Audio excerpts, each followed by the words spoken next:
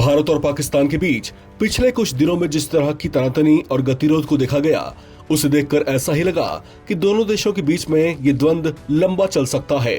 लेकिन जल्दी ही दोनों देशों ने आपसी सहमति से इस गतिरोध को न सिर्फ शांत किया, बल्कि पश्चिमी देशों को ये दिखा दिया कि बिना उनके हस्तक्षेप के ये देश आपस में बातचीत के जरिए इस तरह के मसले को हल कर सकते हैं। हालांकि इस बीच में जिस तरह का बयान डोनाल्ड ट्रंप की ओर से आया था, उससे कहीं न कहीं उन्होंने ये जताने की कोशिश की थी कि अमेरिका एक अंतर्राष्ट्रीय चौधरी है जो किसी भी तरह के मसले में अपनी टांग फंसाकर किसी भी तरह के द्वंद या युद्ध को शांत करा सकता है। डोनाल्ड ट्रंप का जो बयान आया था, उसमें उन्होंने साफ तौर से यही जाहिर किया था कि भारत और पाकिस्तान के शीर्ष नेतृत्व को फोन करके उन्होंने ये कहा था कि अगर दोनों ने आपसी झगड़े को जल्दी नहीं निपटाया तो फिर वो दोनों ही देशों के साथ अपने व्यापारिक संबंधों के बारे में एक नए सिरे से विचार करेगा। यानी इस बात को आप इस तरीके से भी समझ सकते हैं कि अमेरिका ने कहीं न कहीं भारत और पाकिस्तान को एक तरह की धमकी या फिर चेतावनी दी थी कि वे अगर आपसी द्वंद को जल्दी शांत नहीं करते हैं तो उनके साथ में व्यापारिक संबंधों को खत्म किया जा सकता है। हालांकि इस तरह की बात कह करके अमेरिकी राष्ट्रपति डोनाल्ड ट्रंप ने इस बात का क्रेडिट लेने की कोशिश की थी कि भारत और पाकिस्तान के बीच में जो गतिरोध समाप्त हुआ है, इसके पीछे अमेरिका का ही हाथ है। हालांकि इस बीच एक बड़ा बयान रूस की ओर से भी आया है। रूस ने यूरोपीय देशों और साथ में अमेरिका को लेकर के भी भारत को चेताया है।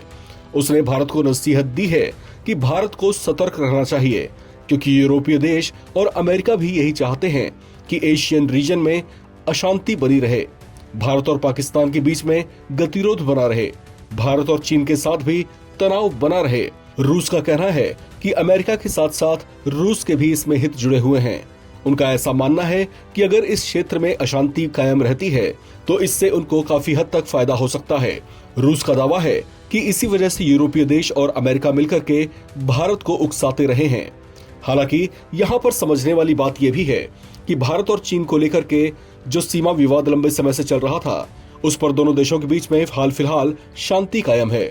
दोनों देशों ने बातचीत के जरिए काफी हद तक इस तरह के मसले को सुलझाया है। इसके अलावा हाल ही में पाकिस्तान के साथ में जारी भारत के गतिरोध को लेकर के भी जो बातें सामने आई हैं, उसमें साफ तौर से यही जाहिर हुआ कि भारत और पाकिस्तान ने आपस में मिलकर के बातचीत के जरिए इस गतिरोध को कुछ हद तक शांत किया है। हालांकि इस बीच भारत की ओर से साफ तौर से पाकिस्तान को ये चेतावनी भी दी गई है कि ऑपरेशन सिंदूर को जिस तरीके से स्थगित किया गया है तो उसे खत्म ना समझा जाए, क्योंकि ये भारत की एक तरह की पॉलिसी के समान होगा। अगर पाकिस्तान वापस भारत के खिलाफ आतंकी गतिविधियों को बढ़ावा देता हुआ पाया गया तो भारत दोबारा से ऑपरेशन सिंदूर को जारी कर सकता है। इस तरह की चेतावनी भारत की ओर से पाकिस्तान को दी गई है। हालांकि यहाँ पर रूस की ओर से जिस तरह के प्रयास किए जा रहे हैं और जो कुछ सुझाव भारत को दिए गए हैं, उसमें साफ तौर से यही कहा गया है कि भारत हर तरह के मसले पर सोच विचार करके ही कदम आगे बढ़ाए, खास तौर से अपने पड़ोसी देशों को लेकर के। रूस का कहना है कि भारत को अपने पड़ोसी देशों के साथ संबंधों में सुधार लाना चाहिए। हालांकि जहां तक बात भारत की है तो भारत हमेशा से नेबर्स फर्स्ट की नीति पर चलता रहा है। अब यहाँ पर चीन और पाकिस्तान को यह तय करना है कि वो भारत के साथ किस तरह का संबंध चाहते हैं और भारत के साथ उनके संबंधों का भविष्य क्या रह सकता है। यही बात बांग्लादेश के लिए भी लागू होती है। बांग्लादेश में मोहम्मद यूनिस की सरकार लगातार भारत के खिलाफ गतिविधियां करती देखी गई हैं। उसके अलावा बांग्लादेश की नई सरकार के साथ भारत के संबंधों में भी बिगाड़ आया है। ऐसे में भारत की कोशिशें लगातार यही थी कि बांग्लादेश के साथ उसके संबंध सुधर जाएं, लेकिन शायद बांग्लादेश ऐसा कुछ चाहता नहीं है। इस खबर में फिलहाल इतना ही। बाकी अपडेट्स के लिए आप बने रहें एनबीटी ऑनलाइन के साथ।